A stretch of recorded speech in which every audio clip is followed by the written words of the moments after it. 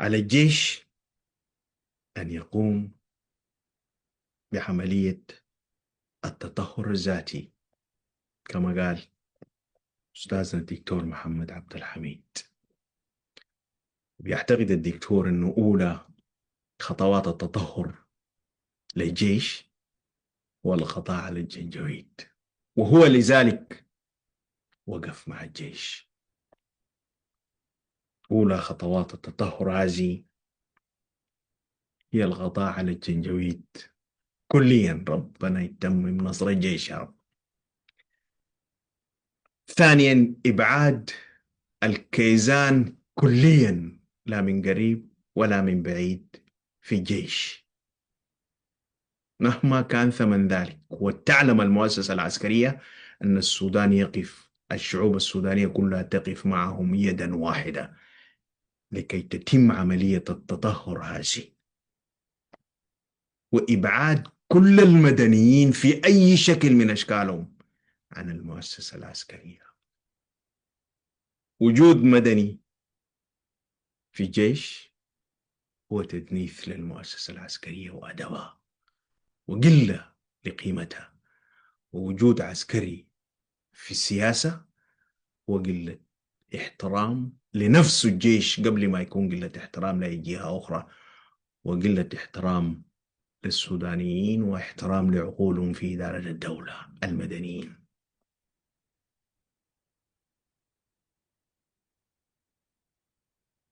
هنالك من يتحدث عن فقه تطهير الجيش وأن يتطهر الجيش بنفسه، وهنالك فرق شاسع بين عملية التطهر وعملية التطهير. التطهر هو عمل ذاتي، لذلك زي ما قال أستاذنا دكتور محمد عبد الحميد الجيش يتطهر بنفسه، وده ريفرنس له هو اللي هو بيقوم بالعملية دي وبيدير فيها الآن بشكل جيد جدا. وأعلم إنه الجيش الآن بيدير في تطهر داخلي عميق جدا فيما يعرف بين قوسين الحركات والميليشيات التي تحمل السلاح. وأولى بوادر هذا التطهر حديث الفريق كباشي عن أنه تمنع هذه المجموعات من توزيع السلاح ويضبط السلاح. وده التطهير شغال فيه الجيش لأنه فقه الدرس بشكل جيد جدا. التطهر بتعمله أنت لنفسك، بيقوم بالجيش نفسه، أما التطهير ده بيتم بيد أخرى. وديل الحفنة من مجموعة من السودانيين اجتمعوا ولجنة قالوا دي لجنة عشان تعيش صياغة الجيش وتطهيره. يا إخواننا احترموا مؤسستكم العسكرية دي عشان ما نبقى كائن أميبي في القارة الأفريقية هذه يستبيحنا كل بغاثة طيور في الجوار.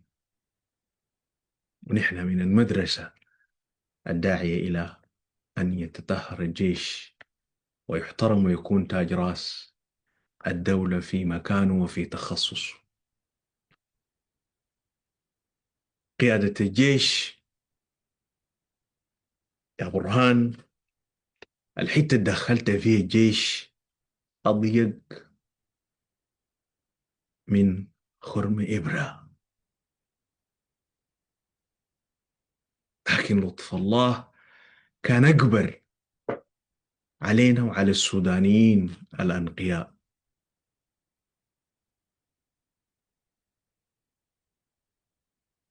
صدقني يا برهان 37 ضابط اللي اتغبروا بالقيادة العامة ديل ما ماتوا عشان سواد عيونك ولا أحلامك،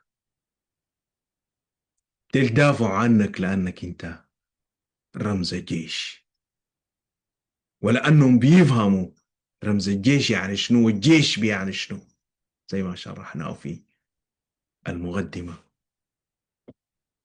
الناس زي ما ماتوا عشان خاطرك انت، الناس زي ماتوا عشان خاطر حماية التراب، هم ديل النصرونا. وده كان النصر الأول بالنسبة لنا نحن السودانيين، وثبتوا لنا التراب. نحن ندين للناس ديل بكل محبة واحترام وتقدير لأبنائهم جميعا. ديل المفروض يكونوا في عيون كل سوداني الناس اللي دافعوا عن البرهان الرمز في ذاك التوقيت.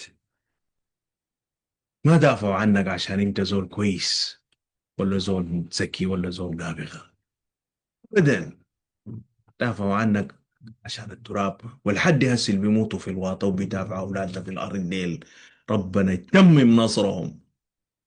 ديل ما عشان خاطر قيادة ولا عشان خاطر، ديل عشان خاطر التراب وعظمته. دافعوا وبيدافعوا وسيظلوا يدافعوا. السودانيين شالوا البندقية معاك لذلك السبب، والناس كلها وقفت ونحن وقفنا معاك لهذا السبب، ليس لأي غرض آخر. لذلك يجب أن تبتعد من السياسة قبل أن تبعد. والتاريخ شاهد، كل عسكري تشبث بالسياسة انتهى في سجون وانتهى في محاكمات. والسودانيين لن يعودوا ولم يعودوا شعبا طيب مرة أخرى بعد هذه التجربة المريرة. وإني أخشى عليك إذا أصريت في التشبث بالسياسة وإدارة الدولة في هذه الظروف الحرجة وما بعدها، نهايتك ستكون مثل نهاية البشير ومثل نهاية النميري طريد وغيرهم من أي ديكتاتور في العالم. وأنت أعرف بالديكتاتوريين العسكريين في عالمنا اللي حولنا. وموت الشباب دي يعلم الله هي دي المهنية أصلا، لأنهم لو ما مهنيين يكاتلوا ليه؟ يدافعوا عنك ليه؟ يحموك ليه؟ حموك لأنهم ما حموك أنت، ولا حموا رمز القيادة في المؤسسة العسكرية.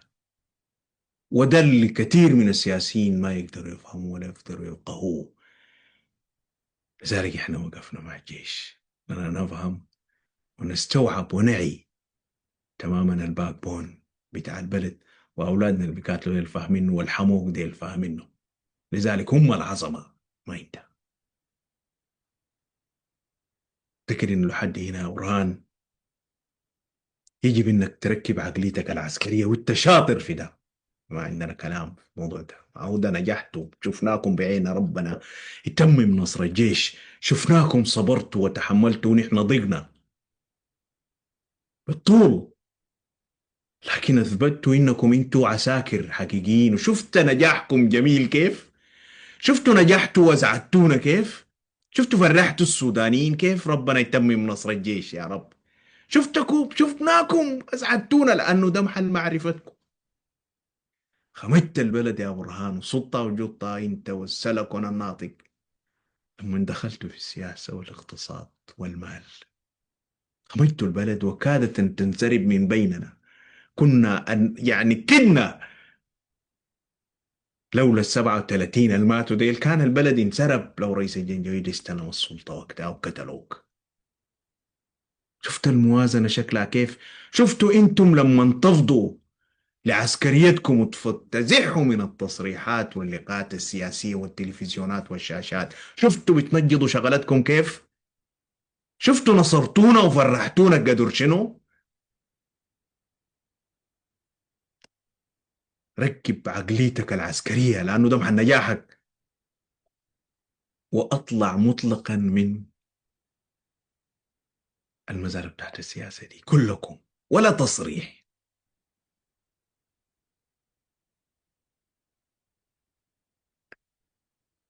نجحتوا في الحرب نجاح كبير. شوف الحالة دي العالم كله معترف إنه جيش السودان جيش نجيض، رغم الظروف اللي كنا فيها ورغم المهانة والمذلة اللي دخلها فيها البشير ودخلونا الكيزان فيها وهانوا جيشنا. جيشنا ما بيتهان. ما المفروض يوم من الأيام سودانية أو سوداني يقول جيشنا جبانة وجيشنا خايبة ومعليش ما عندنا جيش. ما المفروض ده يحصل. ده حصل ليه؟ لأنه قيادة الجيش دخلت في السياسة وفتحت الأبواب للكيزان الخونة الذين لا يعني يطرف لهم جفن في أن يهينوا الدولة السودانية ويمسحوا بمواطن الأرض.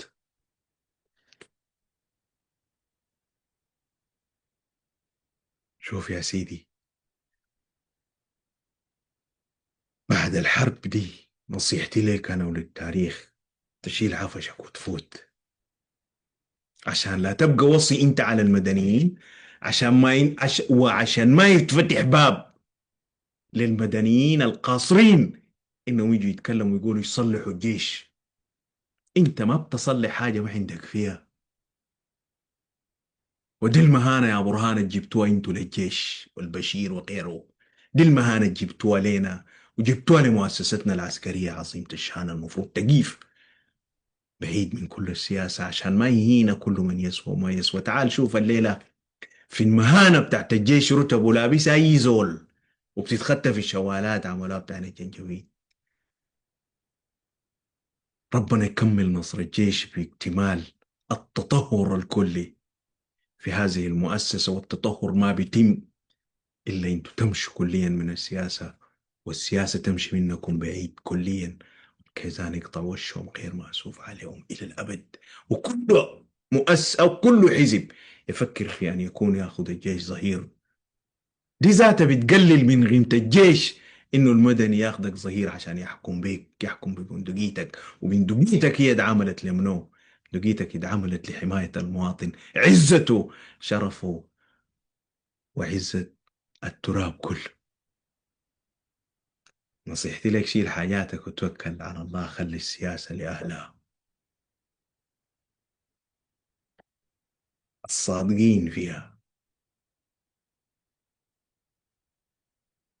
وما تدوا فرصة تانية عشان الجيش يهان. الجيش الهانة جابوا له المدنيين السياسيين اللي دخلوا فيه، وهم الهانوا البلد وهم اللي ركعوا البلد، ما الجيش ولا العسكريين.